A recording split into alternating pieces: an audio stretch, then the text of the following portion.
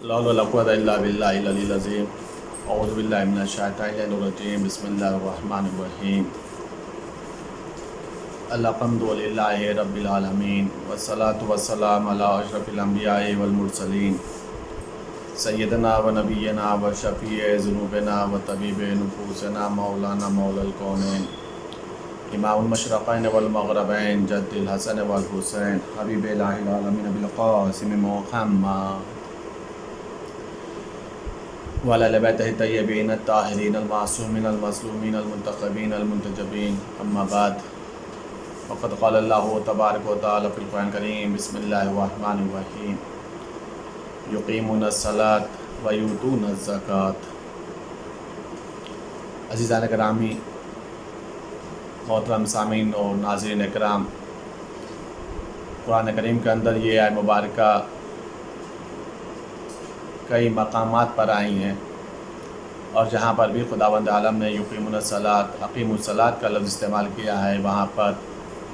یؤتون الزکوٰۃ اور آتوا الزکوٰۃ کا لفظ استعمال کیا ہے، یعنی نماز کے ساتھ زکوٰۃ کا ذکر کیا ہے۔ نماز کو قائم کرو اور زکوٰۃ کو ادا کرو، زکوٰۃ کو دو۔ آج جن مسائل پر ہمیں گفتگو کرنا ہے وہ زکوٰۃ فطرہ کے سلسلے سے ہے، اسی لیے میں نے اس آیت مبارکہ کی تلاوت کی۔ فطرہ بھی زکوٰۃ کی قسموں میں سے ایک قسم ہے۔ فطرہ واجب کب ہوتا ہے؟ فطرہ واجب ہوتا ہے عید الفطر کی شب میں، اس سے پہلے فطرہ واجب نہیں ہے۔ جب چاند نکل جائے، ثابت ہو جائے کہ کل صبح عید ہے، اس وقت فطرہ واجب ہوتا ہے۔ فطرہ واجب کس کے اوپر ہوتا ہے، کتنا واجب ہوتا ہے، کس کو دینا ہے، یہ الگ الگ مسائل ہیں۔ فطرہ ہوتا ہے ایک سا یعنی تقریباً 3 کلو ہوتا ہے۔ اس شخص کے اوپر جو فقیر نہ ہو، غلام نہ ہو، عاقل ہو، بالغ ہو، خود اس کے اوپر اور جو بھی اس کے ماتحت ہیں، جس کی بھی وہ کفالت کرتا ہے، جس کے بھی وہ ذمہ دار ہے، ان تمام افراد کا وہ فطرہ نکالے گا۔ فی فرد، ایک ایک آدمی کے حساب سے، ایک ایک اہل خانہ کے اندر ایک ایک افراد کے حساب سے 3 کلو کے فطرہ نکلتا ہے۔ یا تو انسان وہ غذا نکالے جو اس کے علاقے میں ہے، کھائی جاتی ہے، گیہوں وغیرہ، یا تو پھر وہ انسان جو غذا استعمال کرتا ہے اس کی قیمت کو نکال دے۔ عزیزان گرامی، فطرے کے سلسلے سے دوسرا مسئلہ یہ ہے کہ اگر کوئی انسان غروب آفتاب سے پہلے کسی کے یہاں مہمان بن جائے،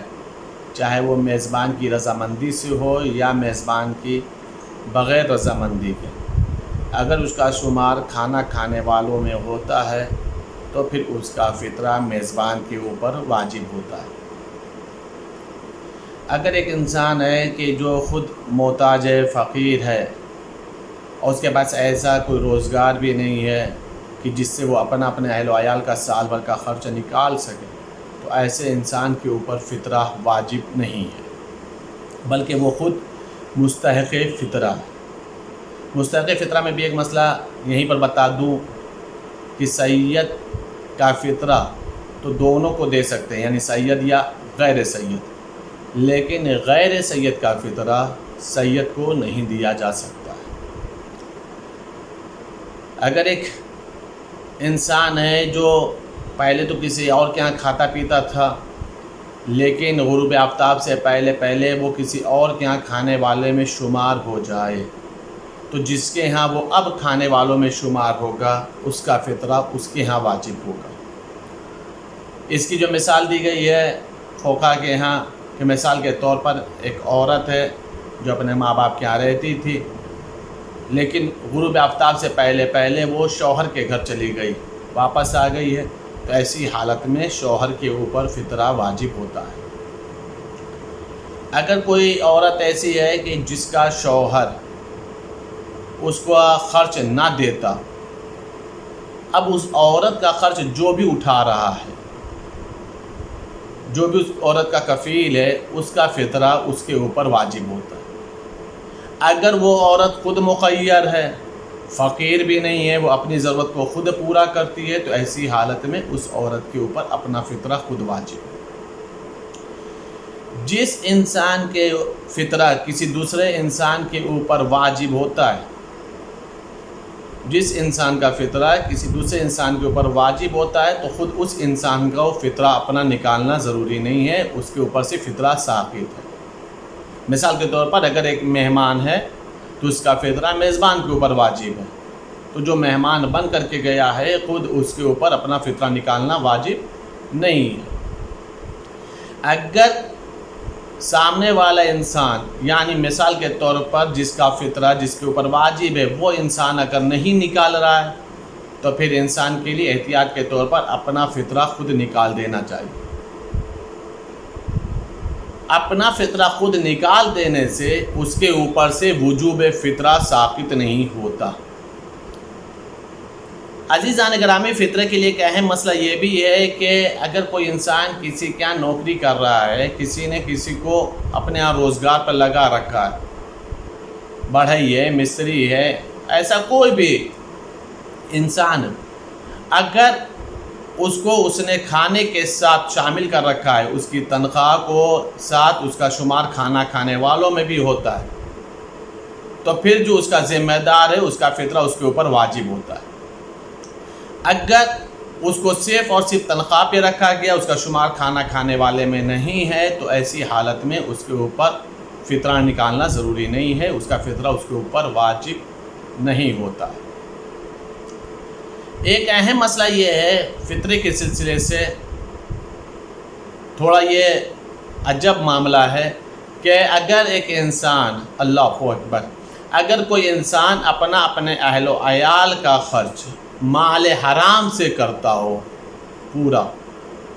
اپنا اہل و عیال کا خرچہ مال حرام سے پورا کرتا ہو، ان کی کفالت مال حرام سے کرتا ہو، گھر مال حرام سے چلاتا ہو، تو اس کو چاہیے کہ فطرہ مال حلال سے نکالے۔ فطرہ کے لیے مال حرام کا استعمال کرنا جائز نہیں ہے، اس کو اسی پیسے سے فطرہ نکالنا ہوگا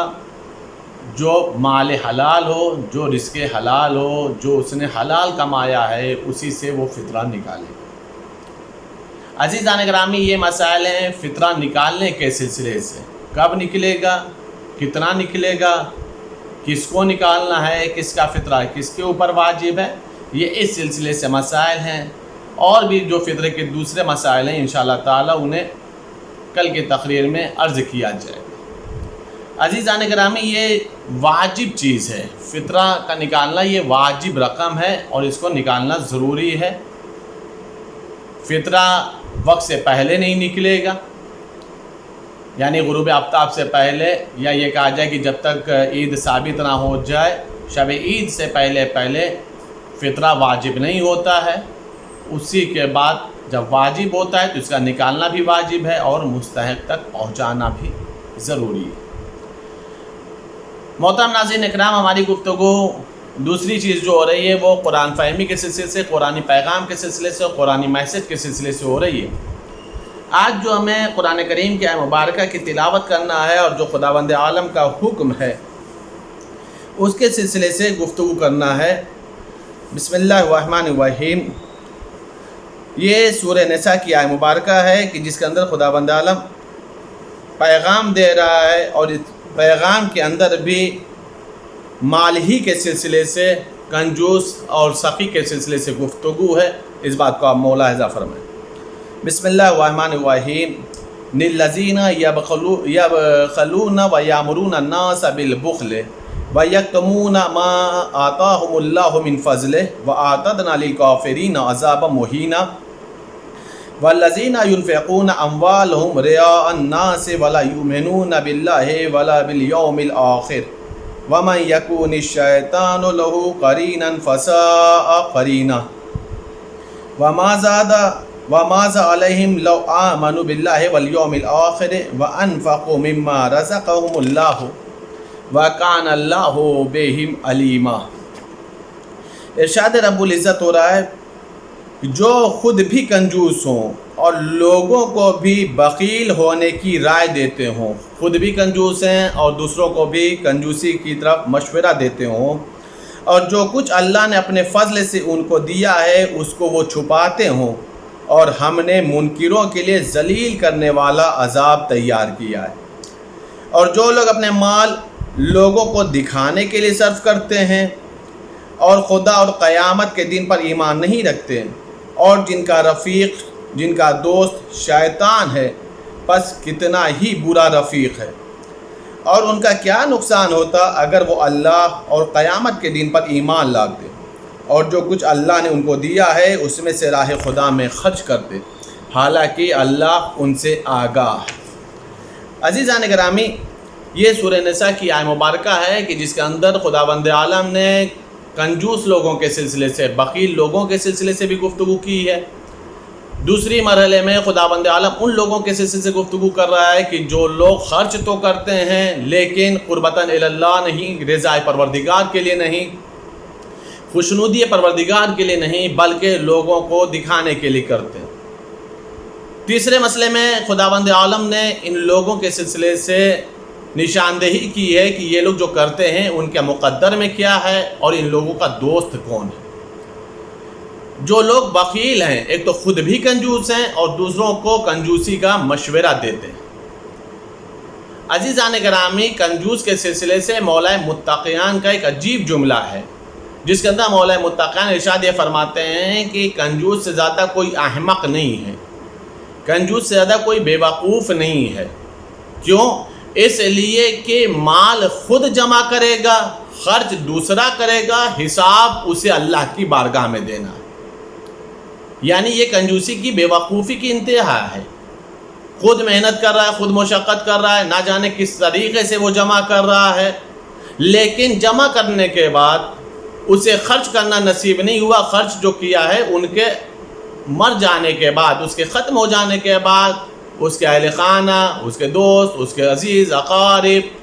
بیوی بچے خرچ کر رہے ہیں، چونکہ جمع اس نے کیا ہے، حساب اسے اللہ کی بارگاہ میں دینا۔ تو یہ کنجوس کی بے وقوفی کی انتہا ہے۔ دوسرا مسئلہ یہ ہے کہ جو کنجوس ہو رہا ہے اس کے لیے قرآن کہہ رہا ہے یہ دوسروں کو بھی کنجوسی کی طرف مشورہ دیتے ہیں، یعنی نہ خود خرچ کرتے ہیں اور نہ ہی دوسروں کو اللہ کی راہ میں خرچ کرنے دیتے ہیں۔ اس کے لیے خداوند عالم کیا کر رہا ہے کہ ان منکروں کے لیے ہم نے عذاب رکھا ہے۔ قرآن کریم کے اندر وَأَعْتَدْنَا لِلْكَافِرِينَ کا لفظ استعمال ہوا ہے، یعنی ہم ان کافرین کے لیے ہم نے عذاب مہین رکھا، ذلیل کرنے والا عذاب رکھا ان کافرین کے لیے، یعنی جو کنجوس ہے اس کے لیے لفظ کفر کا اللہ تبارک و تعالیٰ نے استعمال کیا۔ یہ ہے کنجوسی کا مسئلہ۔ دوسری طرف ایک گروہ اور ہے جو اس کی ابھی ہم نے تلاوت کی ہے آیہ مبارکہ کے اندر، کہ یہ وہ لوگ ہیں جو خرچ تو کرتے ہیں، جو خرچ کرتے ہیں، لیکن مسئلہ یہ ہے کہ یہ لوگ لوگوں کو دکھانے کے لیے خرچ کرتے ہیں۔ جب لوگوں کو دکھانے کے لیے خرچ کرتے ہیں تو اللہ کہہ رہا ہے کہ یہ لوگ اللہ اور روز قیامت پر ایمان نہیں رکھتے۔ یہ بھی بے وقوفوں والی حال ہے، ان کی بھی حالت احمقوں والی ہے۔ وہ کنجوسی کر کے بے وقوفی کر رہا، یہ خرچ کر تو رہے ہیں لیکن لوگوں کو دکھانے کے لیے خرچ کر رہے ہیں، لوگ ہماری تعریف کریں، لوگ ہمیں داد و تحسین دیں، لوگ ہماری شان میں قصیدے پڑھیں کہ دیکھو یہ شخص اتنا زیادہ خرچ کرنے والا ہے، لوگوں کے بیچ میں ہم اچھے شمار کیے جائیں۔ تو قرآن کیا کہہ رہا ہے؟ یہ وہ لوگ ہیں جو اللہ پر اور قیامت کے دنوں پر ایمان نہیں رکھتے، اور ان لوگوں کا جو رفیق ہے، جو دوست ہے، وہ شیطان ہے۔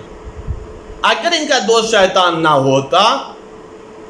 اگر ان کا رفیق شیطان نہ ہوتا تو یہ دکھانے کے لیے خرچ نہیں کرتے، اگر ان کا دوست شیطان نہ ہوتا تو یہ اللہ اور آخرت پر ایمان رکھتے۔ جب لوگ دکھانے کے لیے خرچ کرتے تو اس کے لیے روایت کے جملے ہیں۔ روایت کا جملہ یہ ہے کہ جب انسان لوگوں کو دکھانے کے لیے خرچ کرے گا اور خرچ کر بھی دیا،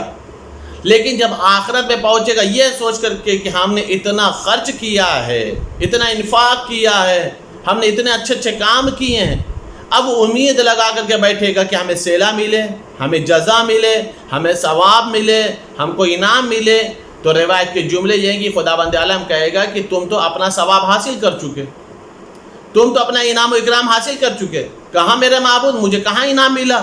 کہا جس کے لیے تم نے کیا تھا ان لوگوں نے تمہاری تعریف کر کے تمہیں انعام و اکرام دے دیا۔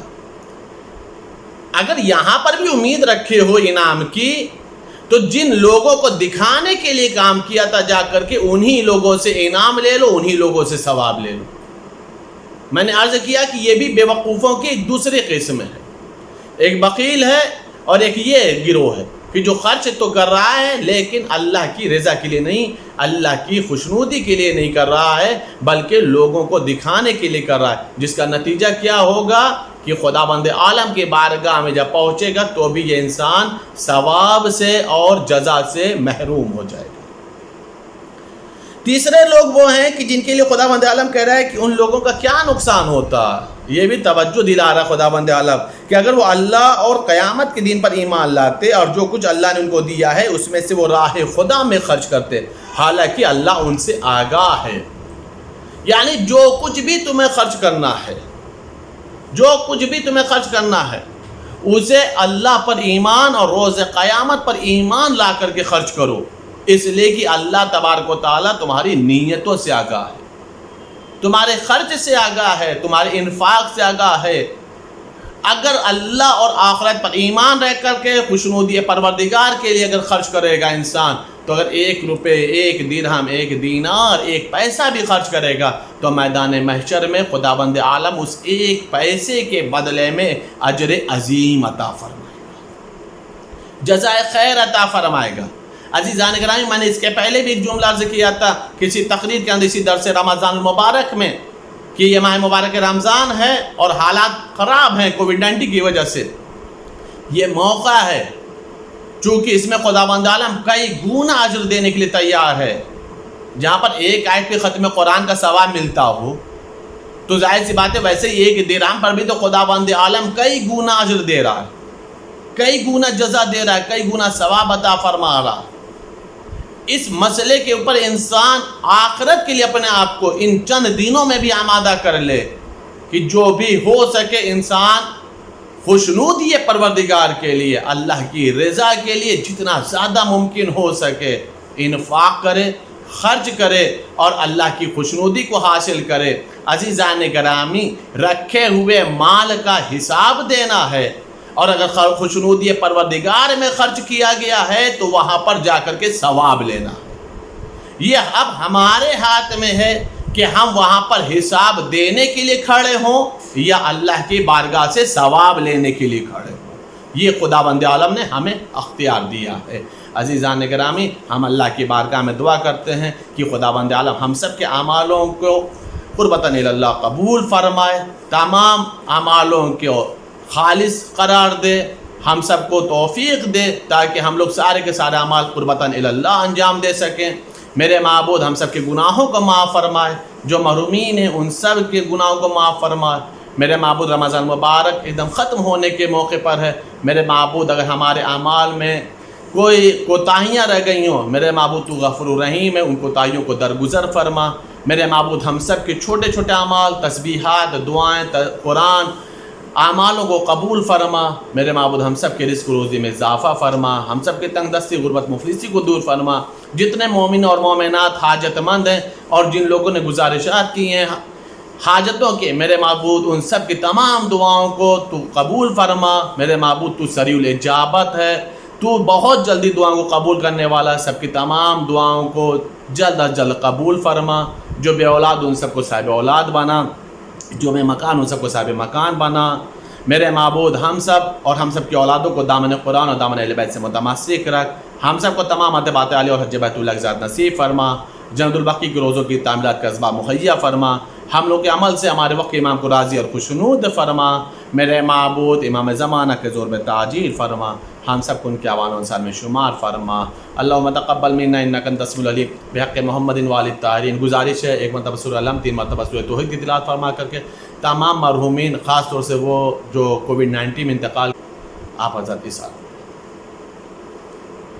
بسم اللہ الرحمن الرحیم۔ اللہم انی افتتح ثنا بحمدك وأنت مسدد للصواب بمنك وأيقنت أنك أنت أرحم الراحمين في موضع العفو والرحمة وأشد المعاقبين في موضع النكال والنقمة وأعظم المتجبرين في موضع الكبرياء والعظمة. اللهم أذنت لي في دعائك ومسألتك فاسمع يا سميع مدحتي وأجب يا رحيم دعوتي وأقل يا غفور أسرتي. فكم يا إلهي من كربة قد فرجتها وهموم قد كشفتها وأسرة قد أقلتها ورحمة قد نشرتها وحلقة بلاء قد فككتها. الحمد لله الذي لم يتخذ صاحبة ولا ولد ولم يكن له شريك في الملك ولم يكن له ولي من الذل وكبره تكبيرا. الحمد لله بجميع محامده كلها على جميع نعمه كلها. الحمد لله الذي لا مزاة له في ملكه ولا منازع له في أمره. الحمد لله الذي لا شريك له في خلقه ولا شبيه له في عظمته. الحمد لله الفاشي في الخلق أمره وحمده ظاهر بالكرم مجده الباسط بالجود يداه الذي لا تنقص خزائنه ولا تزيده كثرة العطاء إلا جودا وكرمه إنه هو العزيز الوهاب. اللهم إني أسألك قليلا من كثير ما حاجة بي إليه عظيمة وغناك عنه قديم وهو عندي كثير وهو عليك سهل يسير. اللهم إن عفوك عن ذنبي وتجاوزك عن خطيئتي وصفحك عن ظلمي وسترك على قبيح عملي وحلمك عن كثير جرمي عندما كان من خطاي وعمدي أطمعني في أن أسألك ما لا أستوجبه منك الذي رزقتني من رحمتك وأريتني من قدرتك وعرفتني من إجابتك فصرت أدعوك آمنا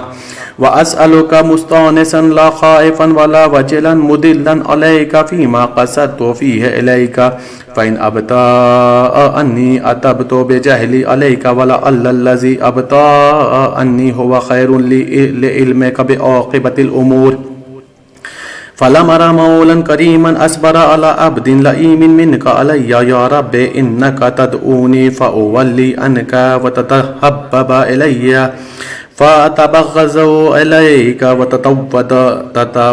إلي فلا أقبل منك كأن لي التطول عليك.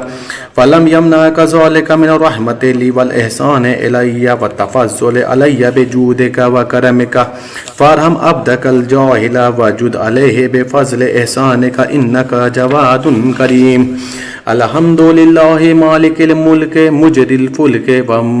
مجري الفلك مسخر الرياح فالق الإصباح ديان الدين رب العالمين. الحمد لله على حلمه بعد علمه والحمد لله على عفوه بعد قدرته والحمد لله على طول أناته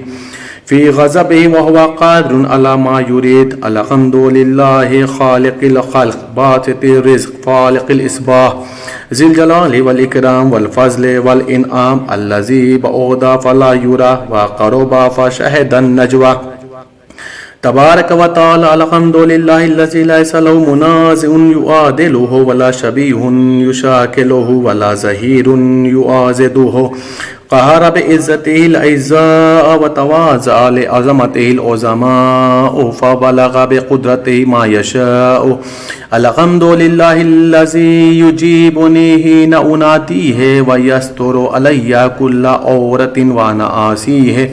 ويعظم النعمة علي فلا أجازيه. فكم من موهبة هنيئة قد أعطاني وعزيمة مخوفة قد كفاني وبهجة مونقة قد أراني فأثنى عليه حامدا وأذكره مسبحا. الحمد لله الذي لا يهتك حجابه ولا يغلق بابه ولا يرد سائله ولا يخيب عامله.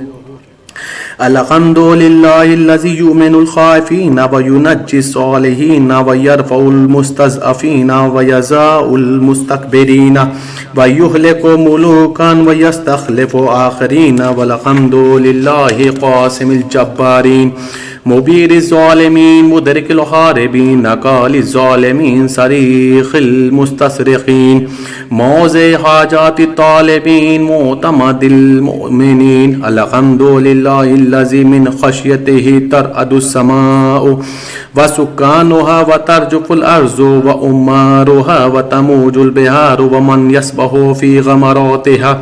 الحمد للہ الذی هدانا لهذا وما كنا لنهتدي لولا ان هدانا اللہ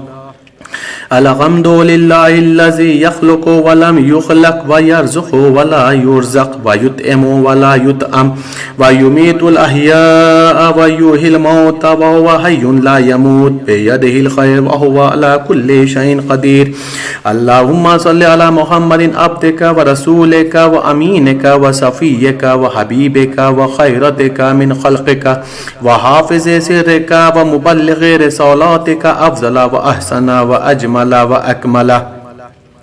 وأزكى وأنمى وأطيب وأطهر وأسنى وأكثر ما صليت وباركت وترحمت وتحننت وسلمت على أحد من عبادك وأنبيائك ورسولك وصفوتك وأهل الكرامة عليك من خلقك اللهم وصل على علي أمير المؤمنين ووصي رسول رب العالمين عبدك ووليك وأخي رسولك وحجتك على خلقك آياتك الكبرى ونبأ العظيم وصل على الصديقة الطاهرة فاطمة سيدة النساء العالمين وصل على سبط الرحمة وإمام الهدى الحسن والحسين سيد شباب أهل الجنة وصل على أئمة المسلمين علي بن الحسين ومحمد بن علي وجعفر بن محمد وموسى بن جعفر وعلي بن موسى ومحمد بن علي وعلي بن محمد والحسن بن علي والخلف الهادي المهدي حججك على عبادك وأمنائك في بلادك صلاة كثيرة دائمة اللهم وصل على ولي أمرك القائم المؤمل والعدل المنتظر وحفه بملائكتك المقربين وأيده بروح القدوس يا رب العالمين اللهم اجعله الداعي إلى كتابك والقائم بدينك استخلفه في الأرض كما استخلفت الذين من قبله مكن له دينه الذي ارتضيته له أبدله من بعد خوفه أمنا يعبدك لا يشرك بك شيئا اللهم أعزه وأعزز به وانصره وانتصر به وانصره نصرا عزيزا وافتح له فتحا يسيرا واجعل له من لدنك سلطانا نصيرا اللهم أظهر به دينك وسنة نبيك حتى لا يستخفي بشيء من الحق مخافة أحد من الخلق اللهم إنا نرغب إليك في دولة كريمة تعز بها الإسلام وأهله وتذل بها النفاق وأهله وتجعلنا فيها من الدعاة إلى طاعتك والقادة إلى سبيلك وترزقنا بها كرامة الدنيا والآخرة اللهم ما عرفتنا من الحق فحملناه وما قصرنا عنه فبلغناه اللهم المم به شاسنا واشعب به صدعنا وارتق به فتقنا وكسر به قلتنا وعزز به ذلتنا واغن به عائلنا واقض به عن مغرمنا وجبر به فقرنا وسد به خلاتنا ويسر به أسرنا وبيئس به وجوهنا وفك به أسرنا وأنجه به طلبتنا وأنجز به مواعيدنا واستجب به دعوتنا وآتنا به سولنا وبلغنا به من الدنيا والآخرة أعمالنا وآتنا به فوق رغبتنا يا خير المسؤولين وأوصى الموتين اشف به صدورنا وأذهب به غيظ قلوبنا واهدنا به لما اختلف فيه من الحق بإذنك إنك تهدي من تشاء إلى صراط مستقيم وانصرنا به على عدوك وعدونا إله الحق آمين. اللهم إنا نشكو إليك فقد نبينا صلواتك عليه وآله وغيبة ولينا وكثرة عدونا وقلة عددنا وشدة الفتن بنا وتظاهر الزمان علينا فصل على محمد وآله وإن على ذلك بفتح منك تؤجله وبزور تكشفه ونصر تعزه وسلطان حق تظهره ورحمة منك تجللناها وعافية منك تلبسونها برحمتك يا أرحم الراحمين. اللهم صل على